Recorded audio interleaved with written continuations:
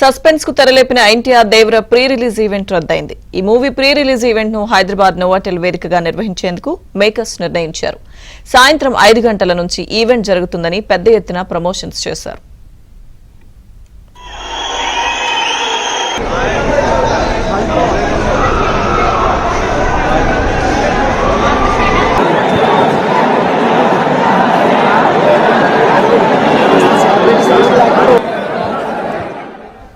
అయితే పాస్లు లేని అభిమానులు సైతం ఈవెంట్ కు హాజరయ్యేందుకు ప్రయత్నించి నోవాటెల్ అద్దాలు సైతం ధ్వంసం చేశారు. ఈ విషయాన్ని సీరియస్ గా తీసుకున్న హోటల్ యాజమాన్యం ఈవెంట్ ను నిర్వహించడం కష్టమని చేతులెత్తేసింది. దీంతో ఈవెంట్ రద్దు చేస్తున్నట్టు చిత్ర యూనిట్ ప్రకటించింది.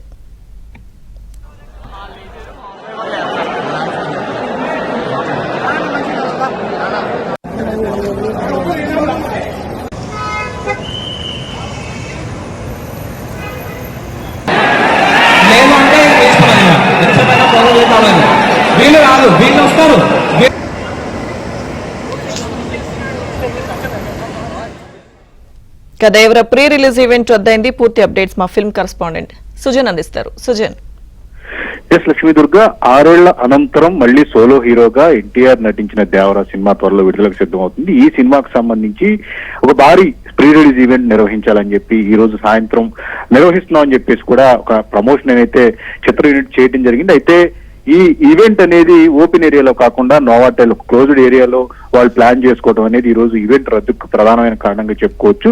ఎక్కువ మంది అంటే పాసులు లేని అభిమానులు కూడా విపరీతంగా నోవాటెల్ వద్దకు రావడం, ఒక తోపులాట అనేది జరగడం, ఉద్రిక్త నెలకొనడం, అద్దాలు ధ్వంసవడంతో నోవాటెల్ యాజమాన్యం ఈ ఈవెంట్ నిర్వహించడం మా వల్ల కాదు అంటూ క్యాన్సిల్ చేయాలంటూ కూడా వాళ్ళు చెప్పడం జరిగింది. అయితే ఈవెంట్ కంపెనీ ఎన్నిసార్లు సర్ది చెప్పాలని చూశారు. అలాగే పోలీసులు కూడా ఒకవైపు నుంచి అభిమానులను అదుపులో ఉండాలి అని చెప్పేసి ఎన్ని హెచ్చరికలు జారీ చేసినా ఓవర్ క్రౌడ్ అనేది ఉండటం వల్ల అదుపులోకి రాని పరిస్థితి ఏర్పడింది. దీంతో ఈవెంట్ క్యాన్సిల్ చేస్తామని చెప్పేసి వాళ్ళు చెప్పడం జరిగింది. ఈవెంట్ సభాస్థల వద్దకు ఆల్రెడీ కొంతమంది సెలబ్రిటీలు త్రివిక్రమ్ లాంటి వాళ్ళు రావడం జరిగింది. ఈవెంట్ క్యాన్సిల్ ఈవెంట్ చేయలేని పరిస్థితుల్లో వాళ్ళందరూ కూడా వెనక్కి వెళ్ళిపోవడం జరిగింది.